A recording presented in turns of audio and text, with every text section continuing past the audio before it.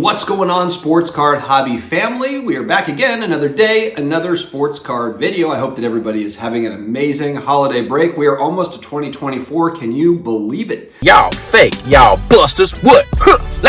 Blah. Yeah, y'all don't even belong in the hobby. Y'all don't even really have your own PC. What you gonna do? Today's topic, how are we going to hobby heading into 2024? Open discussion time. Want to hear your thoughts here in the comments section below.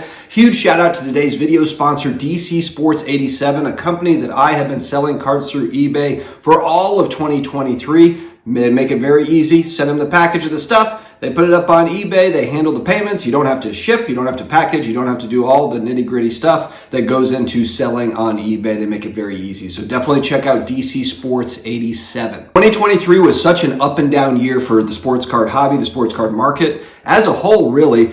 It's so funny too. It's such a polarizing topic to where when I see comments from different people, some people will say this was the worst year in cards. 2023 is so terrible. You've got pricing going down on a lot of stuff. There's all this stuff that's going on in the space that's really unsettling as far as scammy type things and that sort of thing. Manufacturers behind on product, all those things. And then I have others that are on the complete end of the spectrum that are talking about how 2023 was one of the best years they've ever had collecting or speculating or whatever, just in the hobby and participating, one of their best years ever. So it's funny to me the different extremes and people taking a stance on it one way or the other. And I think it's probably a mixed bag. You know, you've had a lot of really cool, good things, and then you've had some things that are like, oh my God, the scammy type stuff has been on high for 2023. People trying to get away with stuff, whether it be the card porn people. You got duplicates of one-of-ones. You've got people, of course, doing kind of the usual scammy stuff, buy, sell, trade things where it's bad sellers or bad buyers or whatever.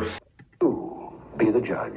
Right to unsolved mystery. There's been quite a lot of that in 2023. Probably a little bit of desperation, I think, with the market changing, where people are trying to just make a few extra bucks however they can. And of course, it never ends well, but we've seen scammy stuff in 2023, and we'll have to see in 2024 people still be so bold because, man, I tell you what, the one thing that's really been heightened, and we've talked about it, is the media presence around, this sort of thing. There's always been a blowout forums. There's always been, different places where, hey, watch out for this person, watch out for that person. I think there's like a anti-scammer Facebook group that tracks people that are doing, scummy deals on Facebook and social media. There's always been those people, but now I feel like it's heightened. It's escalated with IG, with Twitter, and with YouTube. Now you have larger platforms that are talking about this sort of thing. And so it just branches out. So I guess I don't really understand if you're somebody that's looking to get one over on a company within the space or on a buyer or seller, another hobbyist. Are you sure that it's not going to get found out and talked about? Because it probably most certainly will at some point. So it's like, is it really worth it?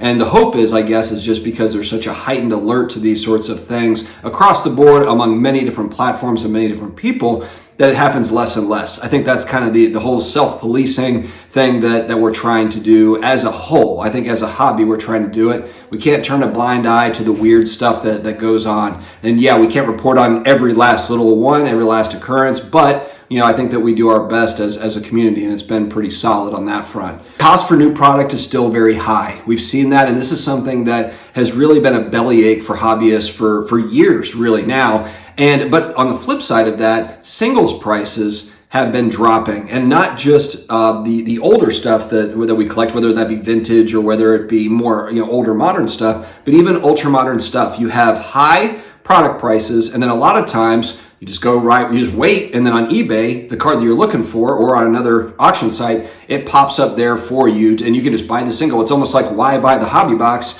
when the single's just going to pop up there at some point, depending on the player, of course. And I understand, if you're looking for the one-of-ones, if you're looking for a logo men, then you're going to have to go into breaks, and you're going to have to, get creative on how you're going to try to get those, because just buying them as they come out is going to be really expensive. And so I understand for certain cards, it might make sense, but man, for the majority of stuff that people can afford, it's literally just wait for the stuff to be opened. And then from what I've seen, a lot of the cards that I want, they just trickle down onto the web, onto the internets, and it's an easy pickup. The singles market has been fantastic in 2023, and the hope is, I think, in 2024, at least the first half, we see kind of more of the same, where maybe, prices settle or stabilize on a lot of cards. Maybe they don't keep dropping. But even still, I think there's going to be supply. There are still, as much as there are people that are getting in, there's always people that are like, I just got in a few months ago, a couple months ago. There are people getting out as well. They want to sell their collection. They just want to get out of the space in general. And it's pretty typical of hobbies. We've talked about this many times before, but it's kind of like me playing golf. I might have a summer where I'm like, oh man, I'm playing golf. I might play 4 or 5 times. I'm having a good time. I go out and I buy clubs.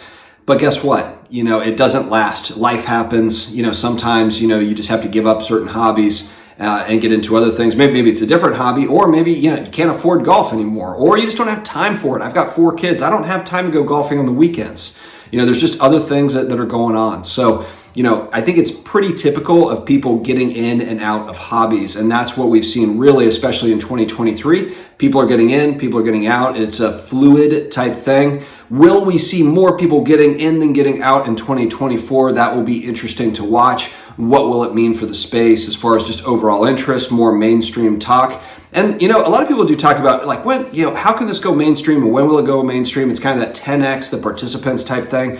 I feel like the sports card hobby has been in the mainstream for a while now as far as national news and, influencers. You have the Logan Pauls, and somebody had sent me, I think Kim Kardashian had cards in an episode or something. I mean, there's no shortage of trading cards and collectibles being featured in documentaries, in TV, in movies, influencer people that are out in the world, whether that be internet influencers like internet famous or actual athletes and celebrities that are taking part in trading cards and collectibles. There's been a lot of that. So the whole thing of like, increasing marketing and eyeballs to it, at some point, it's got to take hold though. It's got to be something to where you have people that are actually like, you know what, I'm going to check out collectibles and I'm going to get into it for whatever reason. I want to collect this player or that player or this character, or I'm speculating on this or that. There's got to be, it's got to take hold and grab, enough people. And I think that's something that I don't think that's happened quite yet the way that a company like a Fanatics wants it to. I think that they're still kind of, they've talked about this is just the beginning stages, and it's probably going to take time for it to. But I guess that's the thing I want to see coming up over the next few years is, does it take hold, grab more of that mainstream to where it is more normalized, for a kid to be opening up a pack of cards and it's not a niche hobby, the way that it's become here. It was more normal like this if we go back to 1990. Part of the problem though is exactly what I just said though. A kid could go to the grocery store and buy a pack of cards for $1 and open up 1 pack. Now you've got to go and buy a box of cards, and the only way you're really kind of buying into a pack or a fraction of that box is if you're buying into a break, which of course, fractionalizing boxes, you're buying into a fraction of it. You're buying into a team or whatever it is. So it's the landscape has changed, and it's not as easy as someone going to the grocery store and buying a $1 pack. There are boxes and stuff at Walmart, but it's still, look, when it's $30 for a blaster box, at Walmart, if they had $5 options, hey, manufacturers, maybe come up with, just make it smaller like it used to be. Instead of it being a $30 box with 5 packs in it, make it a $10 box with 2 packs in it, or 3 packs, or whatever. Make it so that there's that price point that's, a little bit less. I know they've got different price points, but it doesn't seem like it's totally grabbed yet, to where you have young people buying packs the same way that I did in 1990. And granted, there's way more distractions nowadays. When I was a kid, it was like I was playing Nintendo, I was playing outside with my friends, riding bikes, throwing the football around, and I was buying baseball cards or football cards or whatever.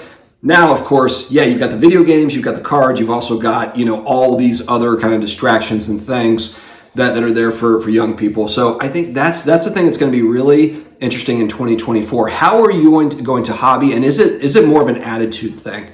Like, are people not enjoying themselves because they're just not finding the stuff that is enjoyable? Because there are enjoyable pockets of different things. You can get wrapped up in kind of the stuff that's like annoying as hell, from manufacturers or from the different product releases or whatever it is, or, dealing with online sales or whatever it is. There's always something to be annoyed about for sure. And so how are you hobbying in 2024? How are you viewing it? Did you have a good time in 2023? How do you see this going in 2024? Let me know, are you going to go to more card shows? Are you going to go to your local card shop more often? Or are you going to take a step back and just, I'll just buy stuff on eBay, or I'm cutting way back on cards, I'm doing other things, I'm getting back into golf, or whatever the case may be. Let me know your thoughts in the comments below. Stay healthy, stay awesome, and I will talk to you again later.